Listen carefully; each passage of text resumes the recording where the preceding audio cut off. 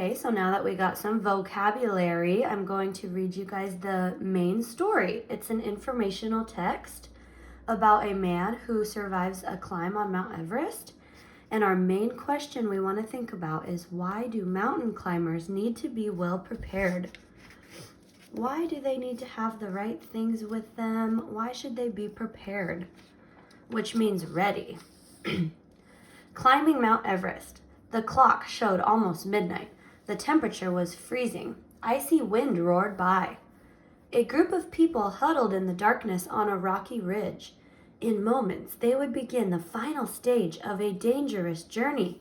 They were climbing to the top of Mount Everest, the world's highest mountain. Among the climbers was Temba Shuri Sherpa. Just 2 weeks before, Temba had celebrated his 16th birthday. Now he was trying to survive in one of the world's most extreme places. Making it to the top of Mount Everest was Temba's dream. He would be the youngest person ever to reach the summit, which was 29,035 feet high. Here's a text feature, a map, and another one of a caption right here. And we have headings. What are mountains? Mountains are a type of tall landform. They rise high above the area around them. Mountains are taller than hills. They can rise thousands of feet in the air. They are found all over the world, even beneath the sea. A group of mountains is called a range. The biggest mountain range in North America is the Rocky Mountains. The Andes in South America is the world's longest mountain range. So our map is telling us here are the Andes in South America, the longest one. Here are the Rocky Mountains in North America. Mount Everest, the mountain Temba was climbing, is part of the Himalaya Mountains. The name Himalaya means home of snow. This Asian range is the world's highest. Here are the Himalayas in Asia over here, where Mount Everest is. This includes 9 of the 10 tallest mountains on Earth. Mountains cover 1/4 of Earth's surface. Mountain conditions. As Temba approached Everest's summit, survival became harder and harder. Mountain conditions get more extreme the higher a person climbs. Air contains less and less oxygen as the altitude increases. Breathing becomes nearly impossible. Thin air can cause headaches and dizziness at 10,000 feet. Higher up, it can be deadly. Humans cannot survive for long at the top section of mountains like Everest. Hurricane-force winds can reach 130 miles per hour. Temperatures can plummet below to negative 100 degrees Fahrenheit during the night. Blowing snow makes it hard to see. Temba is headed here. Frostbite can happen when it's so cold that hands, feet, and other parts of the body freeze solid. Frostbite can cause people to lose fingers, toes, and their nose. Why do people climb mountains? People climb mountains for many reasons. Some enjoy the thrill of being high above the clouds. Others like the challenge of testing their skills. For decades, however, reaching the top of Everest was a test that no climber could pass. The first attempts to climb Everest were made during the 1920s. Again and again, the climbing teams stopped short of their goal. Avalanches, storms, sickness, and exhaustion brought them to a halt. Then, in 1953, 2 climbers finally succeeded, Sir Edmund Hillary and Tenzing Norgay. Hillary was from New Zealand. Norgay was a Sherpa from Nepal. Here they are, the 2 that first survived. Temba's mistake. Temba had tried to climb Everest before. It ended, however, in failure.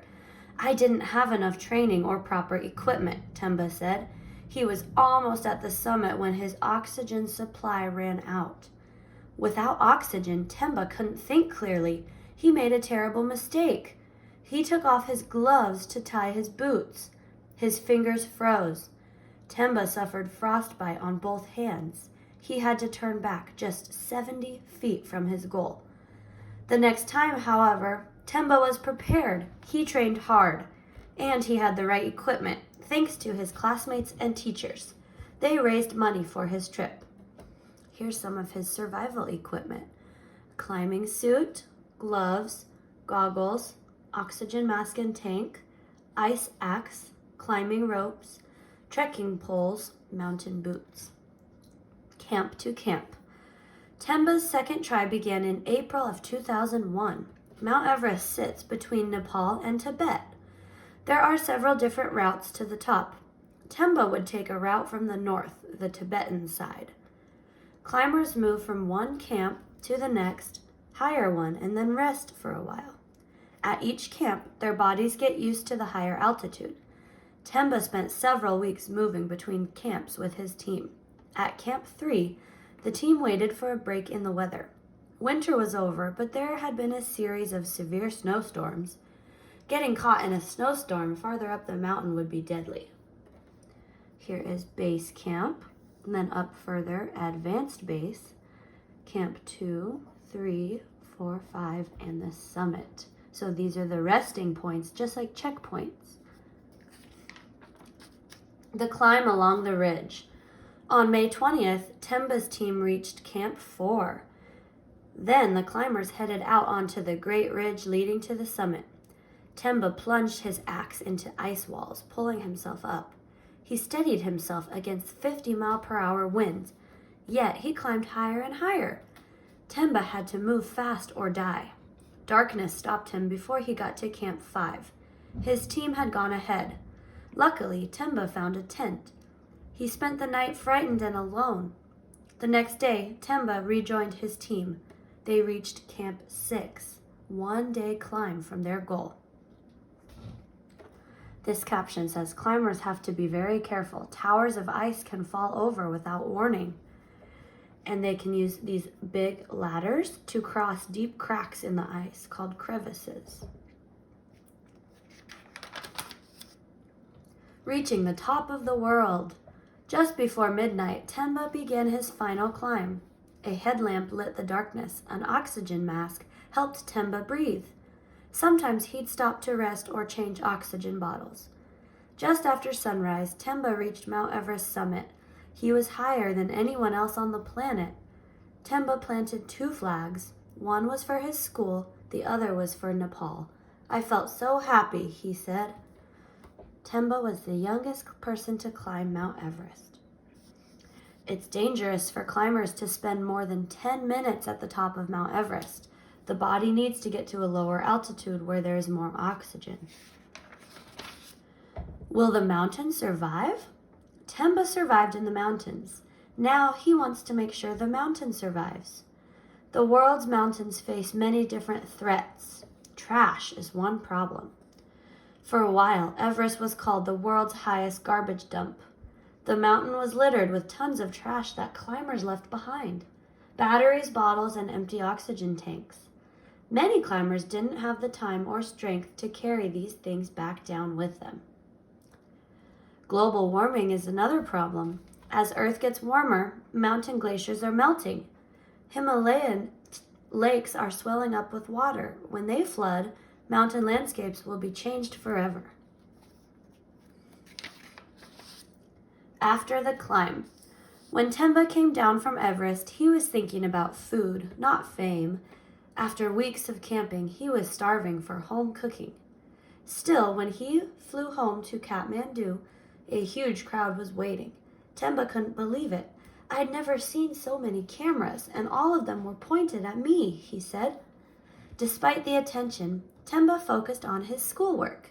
He needed a good education to achieve his other dream, starting a school in Dholaka. Will Temba succeed? Only time will tell. If you survive on Everest, however, and you reach the top, no goal seems too high. Temba smiled at supporters who greeted him at the Kathmandu airport after he climbed Mount Everest.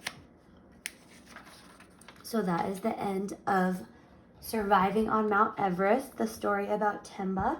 Now I need you guys to go onto Google Classroom and do the questions. Goodbye, everybody.